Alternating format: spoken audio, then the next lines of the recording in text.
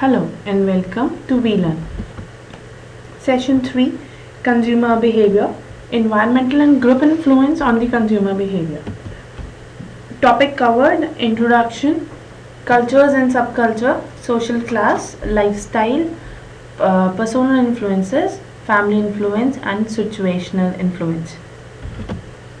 So in this session of the consumer behavior, we will going to study about the influencing factors on the consumer.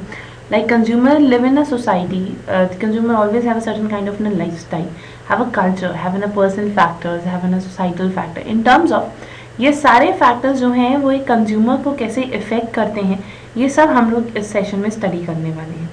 सबसे पहला है the introduction part. Like the consumer environment consist of those factor existing independently of the individual customers and the firm that influence the exchange process. So in terms of जो आपके consumer को एक individual factor देते हैं और उसके अंदर एक एक्स्ट्रा वैल्यू ऐड करते हैं, these all comes into the consumer environment. And yes, at the same time जो एक कंपनी के साथ कंज्यूमर के होने वाले एक्सचेंज प्रोसेस को भी इफेक्ट करते हैं, that comes into the consumers environment. So yes, some of these environmental factors are the culture, the subculture, social class and lifestyle. Consumer group consists of those groups which influence the exchange process. If we study that, जितना भी culture होता है, cultures के हिसाब से ही एक consumer की buying and purchasing होती है. एट द सेम टाइम उसी कल्चर से कुछ फर्दर सब कल्चर्स बनते हैं जिसके अंदर उसकी प्रेफरेंसेस थोड़ी सी डिफर हो जाती हैं. दिस इज अगेन जिस सोशल क्लास से वो बिलोंग करता है वो उस तरीके के प्रोडक्ट्स को परचेज करता है. Lifestyle always matter to buy that certain kind of in purchases. So हम अपनी डेली लाइफ में और being in a consumer in सब चीज़ों को स्टडी कर सकते हैं कि if I buy this product तो what was the factor to buy that product, और if I don't buy that product what are that factors to don't buy that product. So in that comes the cultural and the social factors, subcultures, lifestyle, these factor actually comes into our picture कि हाँ शायद इस particular वजह से ये product नहीं खरीदा गया या इस एक पर्टिकुलर रीजन की वजह से ये प्रोडक्ट नहीं खरीदा गया. So first we are going to study about the culture. Culture is generally referred to the pattern of a human activity and the symbolic structure that gives such activity significant importance.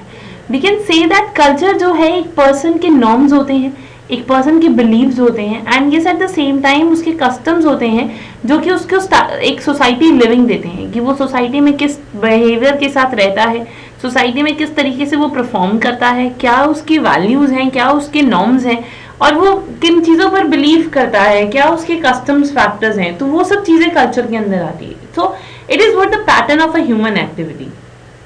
ये अपने आप में एक human activity का एक pattern है कि जिस तरीके से वो बिहेव करेगा, जो उसकी एक्टिविटीज को डिफाइन करेंगे. So that's comes into the culture refer to the norms and belief and the custom that are learned from the society and lead to the common patterns of a behaviour. Culture could be the enculturation and the accumulations. In terms of enculturation is what the process of learning one own culture. जब एक individual जो है वो अपने ही culture को learn करता है और अपने ही कल्चर के हिसाब से परफॉर्म करता है. This is a process where the individual accept the norms and values of the culture और the society in which the individual basically lives. Individual जिस भी कंट्री के अंदर रहते हैं उस कंट्री के जो भी पर्टिकुलर सोसाइटी के जो एक नॉर्म्स हैं, जो वैल्यूज हैं, उसे वो अडॉप्ट करता है और उसी के अंदर वो परफॉर्म करता है. The acculturation is basically the process of learning a new culture. That means when the person was entering into the another, or we can say that entering into the second culture learning, so in that comes into the acculturation. That is, if the acculturation is a first culture learning, that means जैसे एक individual born होता है सो वो उसी society के अंदर उन्हीं सब चीज़ों को लर्न करने लग जाता है एंड ये एट द सेम टाइम उन्हीं नॉर्म्स और उन्हीं वैल्यूज़ के अंदर परफॉर्म भी करता है. बट जैसे जैसे एक पर्सन ग्रो होता है तो they understand about the second culture also, they going to be understanding the other factors also, तो वो सेकेंड कल्चरेशन हो जाती है which terms as the acculturation. What are the basic elements of the culture? Culture के elements क्या होते हैं? जैसा कि एक डेफिनेशन में भी स्टेट किया था कि कल्चर क्या है. कल्चर वैल्यूज हैं. एक पर्सन के बिलीव्स हैं, एक पर्सन के मिथ्स हैं, एक पर्सन के नॉर्म्स हैं जो उसको राइट और रॉन्ग उसके डिसीजंस मेकिंग में हेल्प करते हैं. That comes into the cultural part कि how you are performing in the particular culture, how you are what are your norms, what are your rules and regulations, what are your values. So उस वजह से आप further behave करते हो. That comes into the elements of culture. Then characteristics of culture. Characteristics of culture is basically first, culture is learned. Culture को learn किया जाता है. Yes, at the same time when the एक one individual bonds in the society, so उसको चीजें याद करवाई जाती हैं. So that comes into the culture is learned. Second is culture regulates the society. Yes, क्या जो भी चीजें उसे सिखाई जाती हैं, these all are rules and regulations of the society. So that means कि वही रूल्स एंड रेगुलेशन पूरी हमारी सोसाइटी को रेगुलेट करते हैं. Culture makes the living more effective. Yes, एक जस्ट इमेजिन अगर एक रूल्स एंड रेगुलेशंस या आपको एक परफॉर्म करने का तरीका ना दिया जाए, तो इन दैट केस जो या you didn't have any kind of a culture. अगर कल्चर नहीं होता है तो आपकी जो लिविंग्स हैं वो बहुत रफ होंगी and they didn't have a proper direction to be performed. But when you have a culture, आपकी जो लिविंग्स होती हैं, the way you perform, the way you work on in your society, वो उतनी ही ज्यादा एफिशिएंट हो जाती है. और येस, रादर देन एक रफ सरफेस पे काम करने से बेटर आप एक ऑलरेडी प्लेटफॉर्म पर काम करते हैं. सो culture is basically platform of the living. Culture is basically the adaptive. Yes, it is what, ऐसा नहीं है कि आपने एक लर्न कर लिया तो you were restricted to that particular culture. No, it is time to time उसके अंदर एक अडेप्शंस आती हैं. जो भी एक इंडिविजुअल के कॉन्सेप्ट होते हैं उसके अंदर वैल्यू एड्स होकर उसके अंदर थोड़ी थोड़ी अडेप्टिविटीज इंक्रीज होती है. And yes, at the same time the culture is environmental. Yes, हमारे कल्चर का जो इफेक्ट होता है वो हमारे एनवायरमेंट से सबसे ज्यादा होता है. लाइक किस तरीके का एनवायरमेंट है उससे ही हमारे ओवरऑल कल्चर्स बनते हैं. Now the variations in the cultural values. Variations in the cultural value is the most important characteristics of a culture is value. Culture value may be applies to the thing, ideas, goals and behavior. हमारे जितने भी cultural values होती हैं वो हमारे पूरे cultures को form out करती है. एक cultural value जो है वो किसी भी तरीके की things हो सकती हैं, idea हो सकते हैं, goals हो सकते हैं और behavior हो सकते हैं. These can be broadly classified as the other oriented values.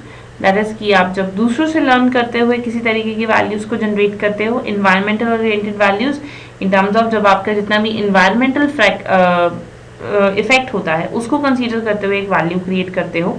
या self orientation value, that means you were considering your view point and your thinking also. आप किस तरीके से सोचते हो उससे भी आपकी एक वैल्यू क्रिएट होती है. That's comes into the self oriented values. Now, after understanding the culture, we were moving towards the social class. Social class basically refers to the hierarchical distinction between individual or the group in the societies or the culture. Culture के अंदर एक difference maintain करने के लिए या एक difference create करने के लिए या एक इंडिविजुअल और एक ग्रुप को अलग बताने के लिए एक हायरार्किकल स्ट्रक्चर क्रिएट किया जाता है. Hierarchical in terms of somebody is on the upper level and another is on the higher level. वो होते हैं social class.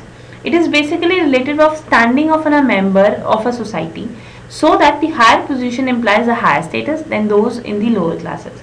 In terms of ये आपके एक स्टेटस को डिफाइन करता है. जब आपके सोशल क्लास से बिलोंग करते हो वो आपके स्टेटस को मैटर करता है. So that is if you are on the hierarchical higher position, आप हायरार्की की हायर पोजीशन पर हैं तो that means you have a higher status. So that comes into the relative standing of the members of the society.